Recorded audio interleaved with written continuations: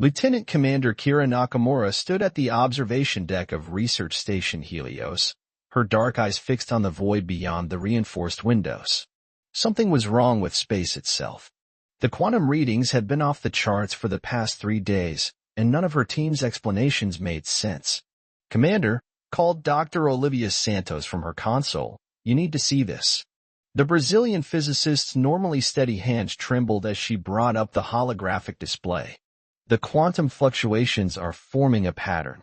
Kira moved swiftly to the console, her steps echoing in the sterile chamber. The three-dimensional display showed a series of waves that seemed to pulse with an inner light. "That's impossible," she whispered. "These readings suggest matter is phase-shifting between different states of reality." The station's AI, Artemis, chimed in with its characteristic calm. "Alert! Detecting gravitational anomalies in Sector 7. Multiple spatial distortions forming." Technician Wei Zhang rushed to his monitoring station. "Commander, something's interfering with our quantum shields. The variance is unlike anything in our database." Kira felt a chill run down her spine. After 15 years in deep space research, she thought she'd seen everything. But this was different. This was wrong. "Full spectrum analysis now. I want every sensor we have focused on that distortion." The lights flickered, and for a moment, the entire station seemed to hold its breath. Dr. Santos gasped. "Commander, look." Through the observation window, space itself appeared to fold. It was like watching a piece of cosmic fabric being creased by invisible hands. Colors that shouldn't exist in vacuum bloomed and died in milliseconds. "Artemis, begin first contact protocol," Kira ordered, her voice steady despite the fear clawing at her chest. "Send emergency broadcasts to Earth Command and activate quantum isolation procedures." "Processing," Artemis responded. "Warning, quantum shields experiencing unprecedented strain. Possibility of shield failure, 67% and rising."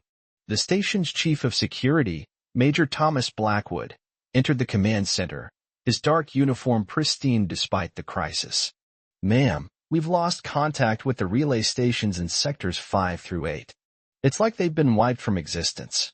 Kira nodded grimly. "Whatever's out there isn't just passing through our space. It's changing the rules of reality itself." She turned to her crew, seeing the mix of fear and determination on their faces. "Listen up. We're about to make history.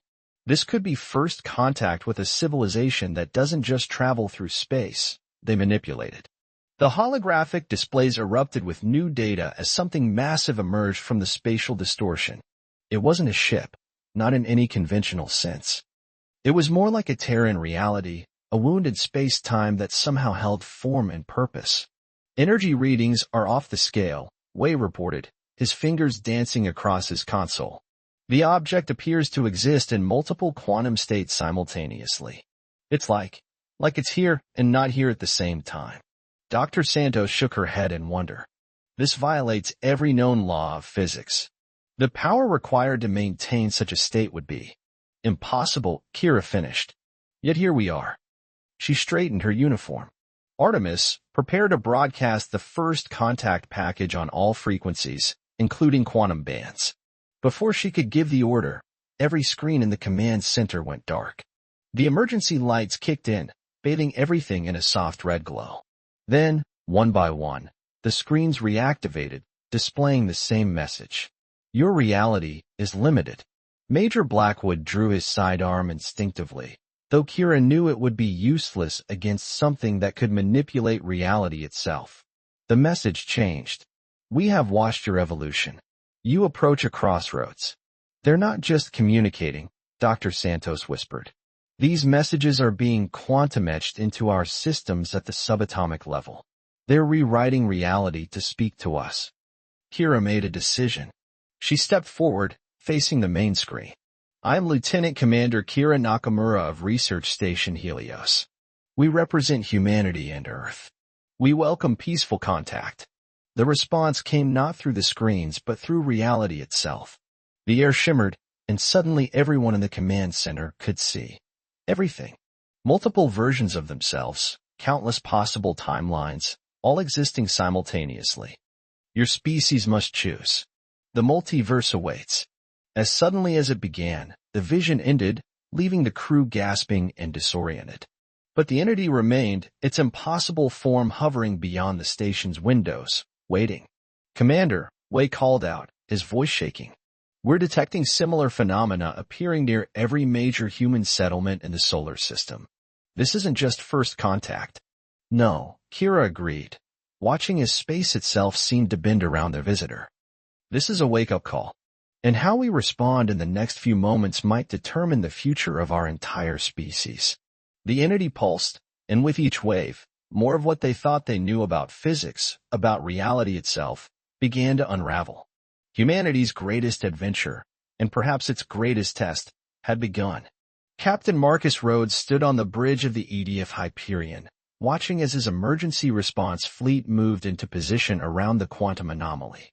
12 ships, the best Earth Defense Force could muster on short notice, their hulls gleaming under distant starlight. It should have been an impressive sight. Instead, he felt like he was leading toy soldiers against a force of nature. "Status report," he commanded, his weathered face reflecting in the tactical display. First Officer Diana Martinez pulled up the latest data. "Sir, we're tracking 17 separate anomalies now. They're appearing faster than we can monitor them. The quantum signature from Research Station Helios has begun replicating across different sectors. Like a virus," Rhodes muttered. "Or a message spreading." The ship's quantum physicist, Dr. Raj Patel, burst onto the bridge, his normally immaculate lab coat wrinkled from hours of nonstop work. "Captain, I've found something in the pattern. These aren't random appearances, they're forming a geometric structure across space-time itself." Rhodes turned to face him. "Explain it simply, Doctor." Patel's dark eyes blazed with excitement and fear. "Imagine reality as a piece of paper. These entities aren't just poking holes in it. They're folding it, creating connections between points that should be impossibly far apart. But there's more." He brought up a complex mathematical model on the main screen. "The pattern they're creating. It's like a key." "A key to what?" Martinez asked. Before Patel could answer, the tactical officer, Lieutenant Jin Wu, called out, "Captain, 3 more anomalies just appeared. They're inside our formation." Rhodes watched in horror as space twisted between his ships. The entities emerged like oil spreading through water, their forms defying description. The fleet's sensors went haywire, reporting multiple versions of the same ships occupying slightly different positions. "All ships, maintain formation," Rhodes ordered, knowing it was probably futile. "Do not engage unless—" "Sir." Wu's voice cracked. "The EDF Valiant. It's gone. Just gone. No explosion. No debris. It's like it never existed." The bridge fell silent. For 100 people, erased from reality in an instant. Rhodes felt the weight of command pressing down on him like a physical force. "Dr. Patel, what are we dealing with here?" The physicist was frantically analyzing data streams. "These beings, they don't just manipulate space-time. They exist outside of our universal constants. Each anomaly is like a window into another version of reality." A message appeared across every screen in the fleet. "Your weapons cannot harm us. Your barriers cannot stop us. We are the architects of possibility." Rhodes gripped his command chair. "They're toying with us, showing us how powerless we are." "Captain," Martinez said softly, "we're receiving a transmission from Admiral Chun. Earth Defense Command is ordering us to engage. They want us to show these entities that humanity won't be intimidated." "That's suicide," Patel protested. "We can't fight something that can simply erase us from existence." Rhodes stood, his decision made. "No, but we can try to understand them." He opened a channel to the fleet. "All ships, power down weapons. Disengage targeting systems. Show them we're choosing a different path." "Sir," Wu shouted. "The anomalies are moving, converging on our position." The entities swirled around the fleet like cosmic serpents, their forms shifting between states of matter that shouldn't exist. Rhodes felt reality blur around him, seeing multiple versions of his bridge, his crew, himself, all existing simultaneously. Then Dr. Patel gasped. The pattern. Captain, it's not a key, it's a test. They're not attacking us, they're measuring our reactions. Every time we choose violence, they demonstrate its futility. Every time we choose understanding. As if in response, the entities pulsed with new energy. The fleet's quantum sensors detected something impossible, a harmonization between the different realities, a moment of perfect alignment. You begin to see, but seeing is not enough. The pattern must be completed. Sir, Martinez reported, similar events are being reported across the galaxy. Every major civilization is experiencing these visitations. We're not alone in this test. Rhodes watched as new data poured in. The entities weren't just appearing randomly.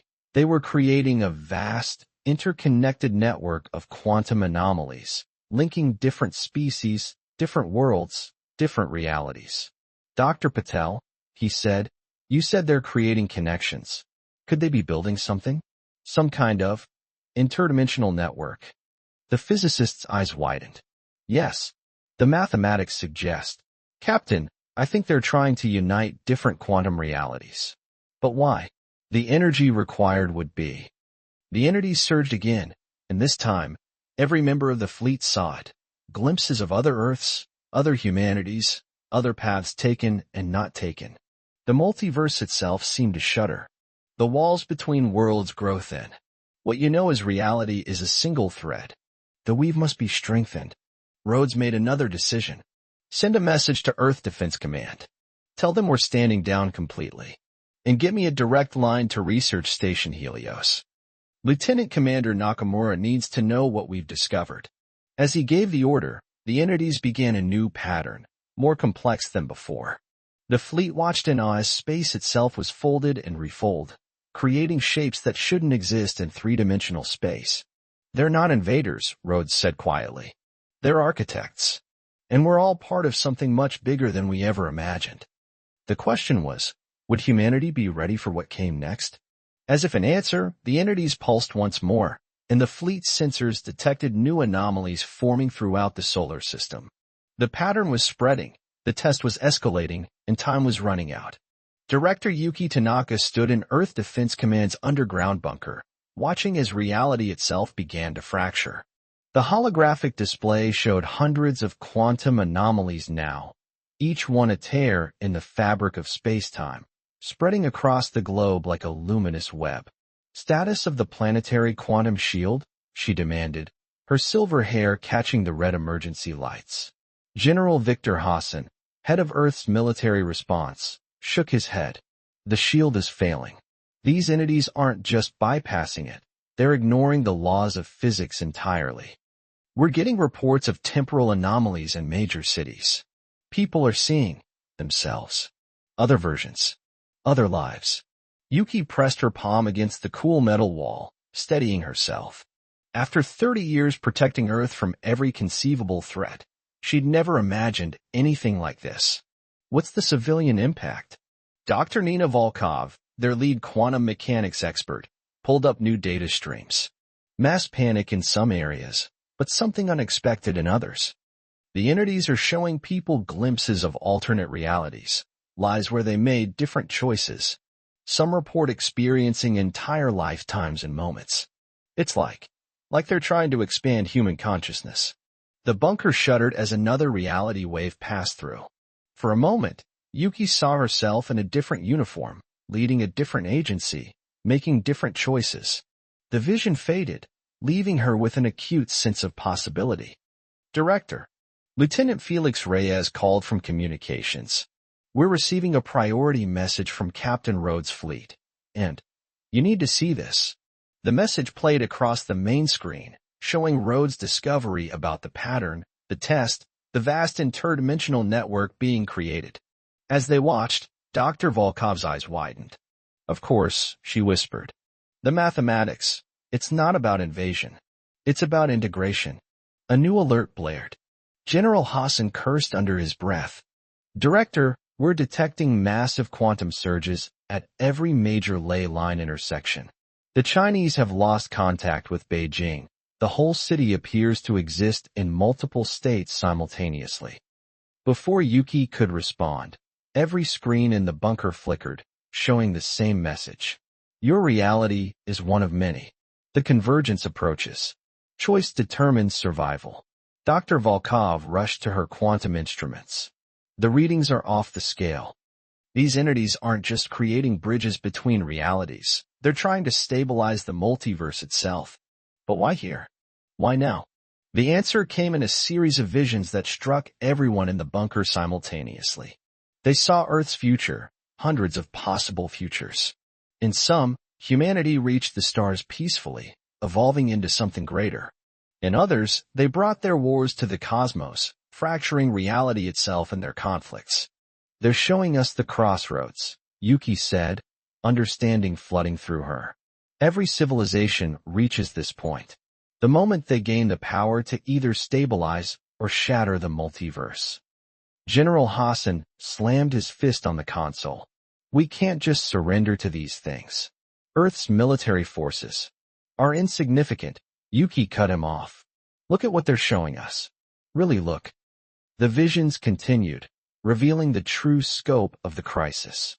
The entities weren't just visiting Earth. They were responding to a catastrophe that spanned multiple realities. Somewhere, somewhen, a civilization had gained quantum technology without the wisdom to use it. The damage was spreading across all realities, all timelines. They're not invaders, Dr. Volkov said, her voice filled with awe. They're repair mechanics. The multiverse is damaged, and they're trying to fix it. Lieutenant Reyes' console erupted with new alerts. Director, quantum anomalies are appearing inside the bunker. The air twisted, reality bent, and three forms materialized, impossible geometries that hurt to look at directly. But they brought with them a clarity that cut through all confusion. Your species stands at the threshold. Your technology approaches quantum manipulation. Your choices will echo across all realities. Yuki stepped forward, her decision crystallizing. You're not here to conquer us. You're here to prevent us from accidentally destroying everything. The entities pulsed in confirmation. Around the globe, the quantum anomalies shifted, revealing glimpses of other Earths, other humanities, all connected, all part of a vast cosmic tapestry.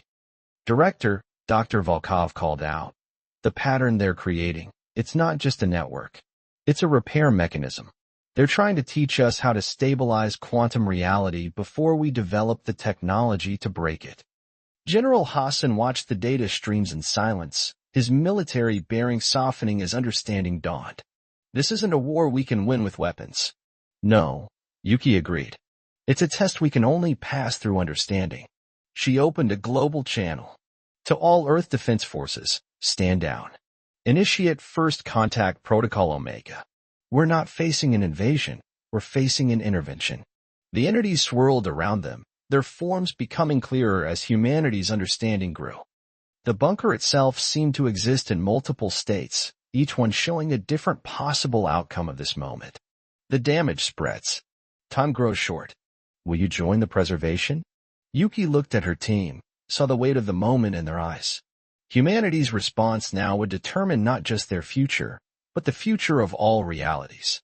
The entities had shown them the truth. The multiverse was a delicate web, and every civilization's choices sent ripples through the whole. We need to contact Research Station Helios, she said. And Captain Rhodes, whatever comes next, we face it together, not just as a species, but as part of something far greater. The entities pulsed once more, and the visions intensified. The choice was clear. Learn to protect the fabric of reality, or risk unraveling everything.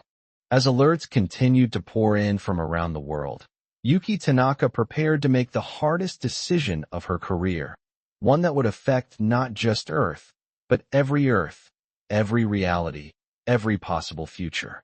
The breaking point had arrived, and humanity's response would echo across infinity. Professor James Chun adjusted the quantum resonance chamber one final time, his hands steady despite the weight of what he was about to attempt. Around him, the experimental lab at the Quantum Research Institute hummed with impossible energies. Through the reinforced windows, he could see the sky above Tokyo rippling with quantum distortions, multiple realities bleeding into one another. "The quantum suit is ready, Professor," announced Dr. Amara Okafor, her Nigerian accent tight with concern. "But I must emphasize, what you're attempting has never been done. Entering the quantum realm deliberately. We don't know if human consciousness can survive that level of reality distortion." James checked the suit's connections one last time. "We don't have a choice, Amara. The entities showed us the problem. Now we need to understand the solution." He looked at the complex equations covering the lab's smart walls. The multiverse is unraveling. Someone has to see it from their side. The lab's quantum sensors pulsed as another reality wave passed through. For a moment, everyone saw themselves in different lives, paths not taken, choices not made. The visions were getting stronger, more frequent. Reality itself was beginning to buckle. "Quantum alignment in 3 minutes," announced the lab's AI. "Warning, dimensional stability continuing to deteriorate." Dr. Mateo Rivera, their quantum mechanics specialist, monitored the readings. "The entity's network is still growing, but it's not enough. The damage is spreading faster than they can repair it." He looked up at James. "Whatever you're going to find in there, Professor, find it quick." James sealed the quantum suit, feeling its advanced systems sync with his nervous system. They designed it based on their observations of how the entities moved between realities, a technological approximation of their natural abilities. Receiving final authorization from Director Tanaka, Amara announced. "They're clearing all quantum traffic in this sector. You'll have a clean corridor, but only for 15 minutes. James nodded, stepping into the resonance chamber. "If I'm not back in 14 minutes, shut it down. We can't risk creating another quantum fracture." The chamber hummed to life, its walls becoming transparent as quantum energies flowed through specialized crystals. The entities had shown humanity glimpses of this technology in their visions, just enough to make this attempt possible. "Quantum alignment in 60 seconds, the AI announced. "Reality shift imminent." James closed his eyes, remembering everything they'd learned. The entities weren't invaders or conquerors. They were custodians, ancient guardians of reality itself. And somewhere in the quantum realm, there was a message they needed humanity to understand. Initiating quantum shift in 10, 9. Reality blurred. James felt his consciousness expand, stretch, multiply. He was everywhere and nowhere, experiencing every possible version of himself simultaneously. The quantum suit system struggled to maintain his coherence as he slipped between the layers of existence. Then, clarity. He opened his eyes to find himself in somewhere else. The quantum realm defied description, a space between spaces where reality itself was visible as streams of possibility flowing like rivers of light.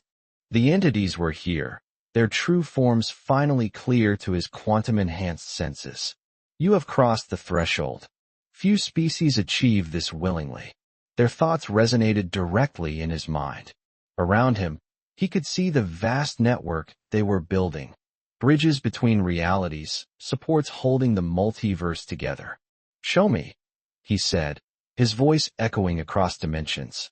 "Show me what's really happening." The scene shifted. He saw it then, the critical moment when a civilization much like humanity discovered quantum manipulation technology. But instead of learning to stabilize reality, they tried to weaponize it.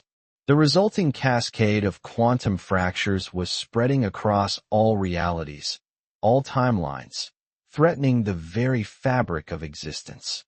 The pattern must be maintained. All realities are connected. Damage to one threatens all. James watched in awe as the entities worked, their efforts visible as streams of quantum energy flowing through the multiversal structure. But it wasn't enough. The fractures were spreading faster than they could be repaired. "You need help," he realized. "You're showing us this because you need humanity's help." The entities pulsed in agreement. They revealed more.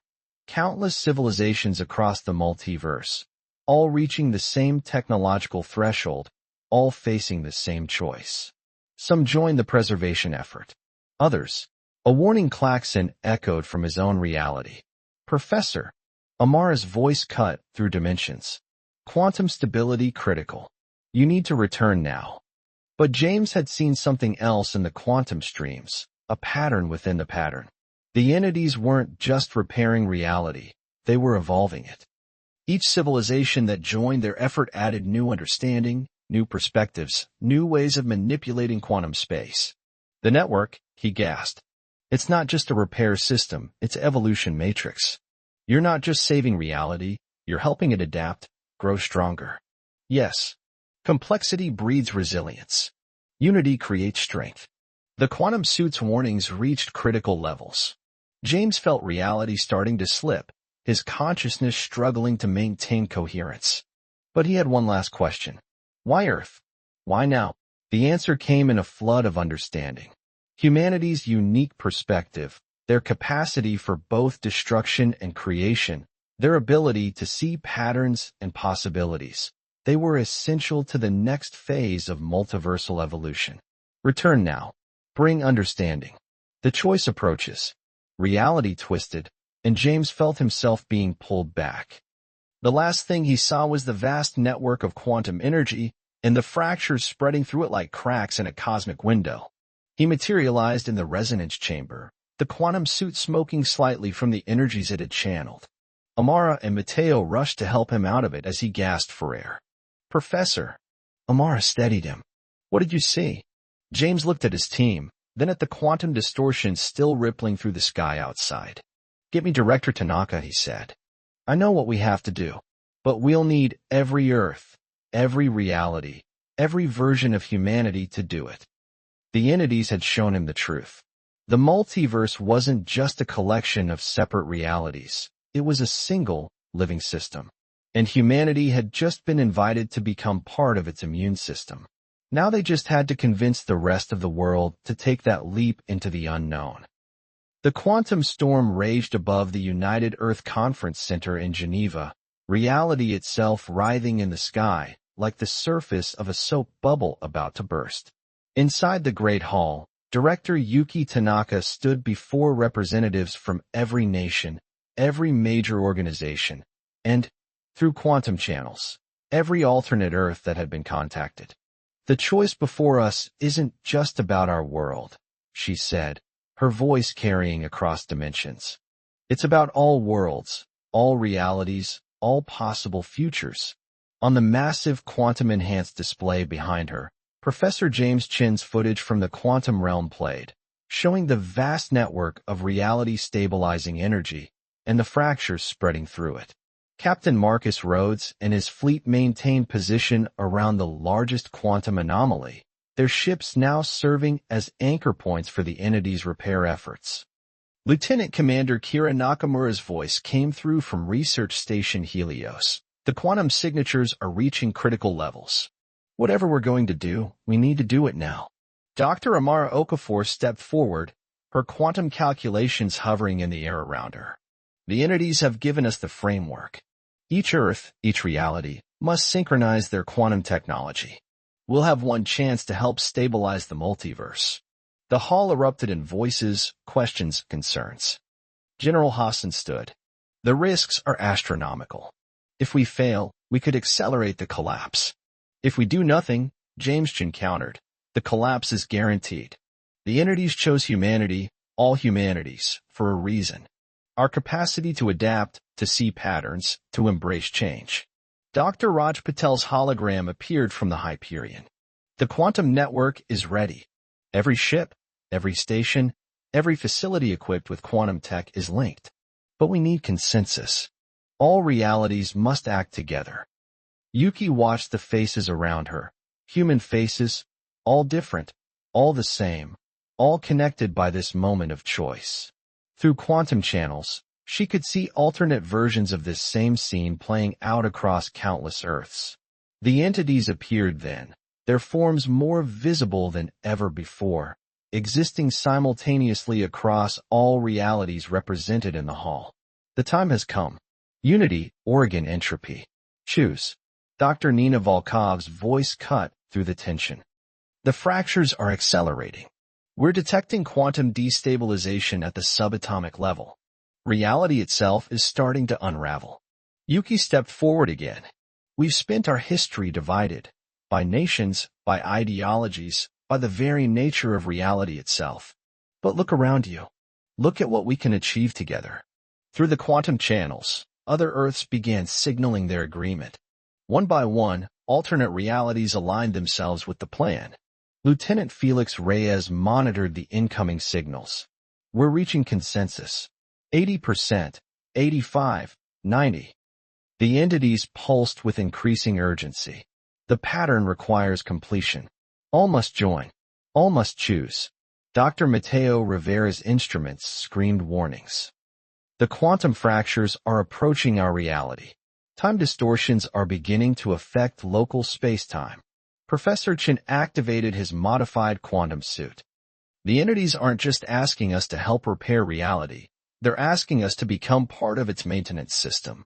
Every Earth, working together across dimensions, becoming quantum anchors.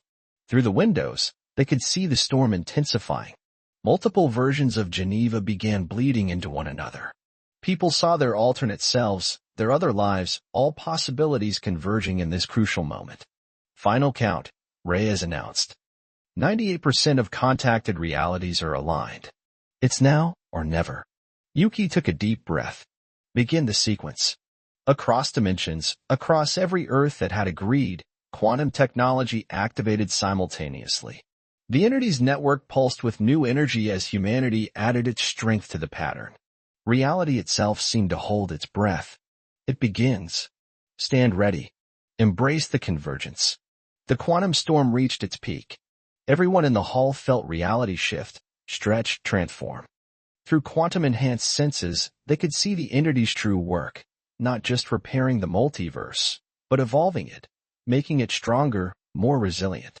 Captain Rhodes reported from the fleet. The quantum anomalies are stabilizing. The entity's network is incorporating our energy signatures. Here his voice followed.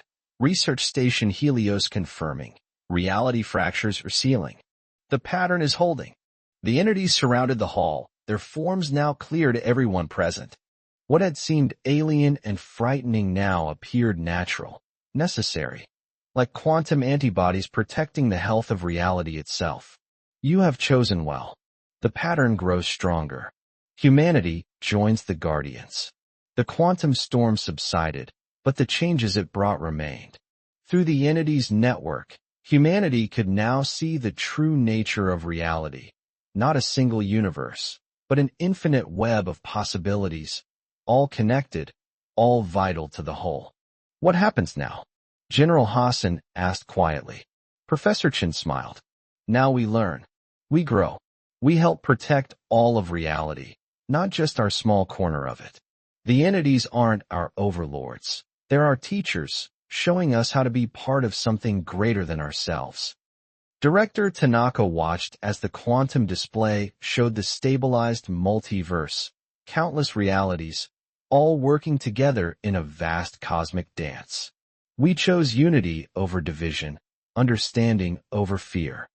And in doing so, we became more than we were. The entities pulsed one final time, their message reaching across all dimensions. The convergence is complete. Humanity ascends.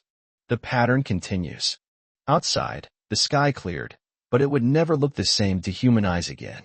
They could see it now, the quantum threads connecting all realities, the delicate balance of existence, and their place in maintaining it.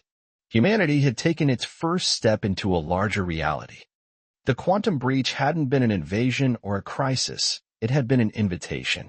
And by accepting it, they had not only saved the multiverse but had also transformed themselves. The real work was just beginning.